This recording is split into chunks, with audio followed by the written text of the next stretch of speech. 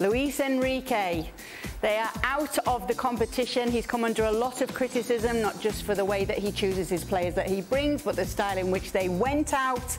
And there's been obviously a lot of fallout in the Spanish press this morning. Just taking a look at their last 5 knockout round games for Spain in major tournaments. 4 here have gone to penalties. They've only won 1, and the other game also did go to extra time.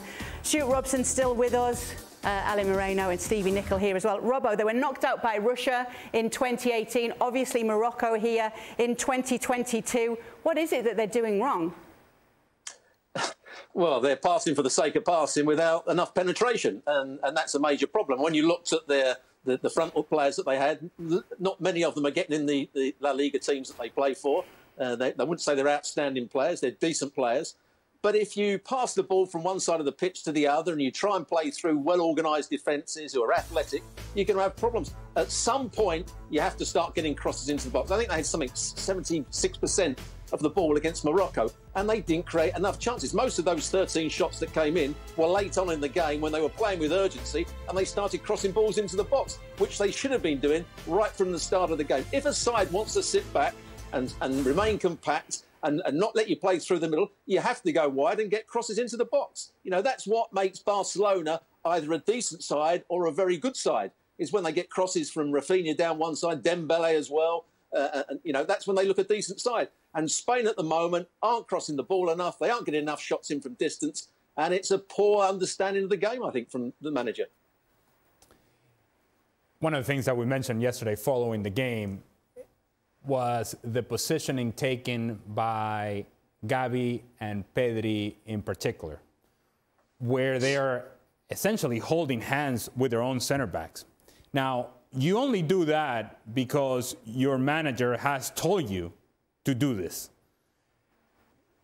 The only reason that those players were in those positions was because Luis Enrique thought at one point or another, this is what's going to work.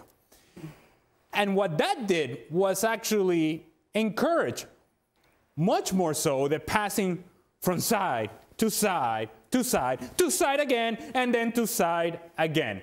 Sideways and back, sideways and back. And those players who are supposed to be in those playmaking positions, in the between spaces, are hanging out by their own center backs.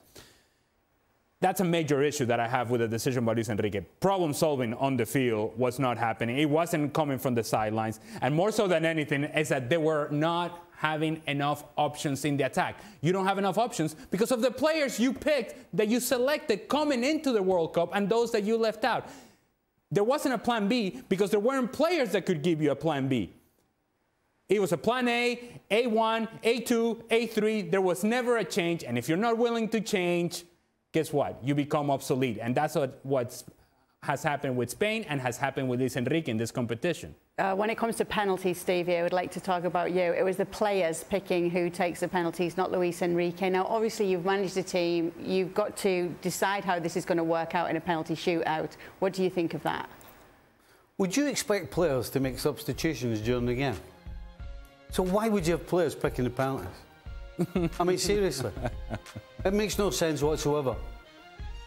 You're taking a penalty kick. I think there's enough pressure on you to concentrate when you find out if you're taking one or not, what you're going to do, get yourself ready mentally, physically. What? On top of that, you're running around trying to figure out who's taking the next penalty. That is madness to me. Sorry. Makes no sense. Going to do a quick round table then. Yes or no? Should he continue as Spain coach? I think so. All right. I think he didn't have great forwards. Not because of his fault, because he couldn't choose any better ones. Well, yeah, could have picked a few to go with him. He gone. You can say no. All right. Stewart Robson, you've got the final word on this. Yes or no? Does he continue? Should he continue? He's got to say no. No, he doesn't. No, he's got to go. See? Well, thank you very much for watching ESPN on YouTube. For more sports highlights and analysis, be sure to download the ESPN app. And for live streaming, premium content, and let's not forget as well, ESPN FC 7 days a week. Subscribe to ESPN+.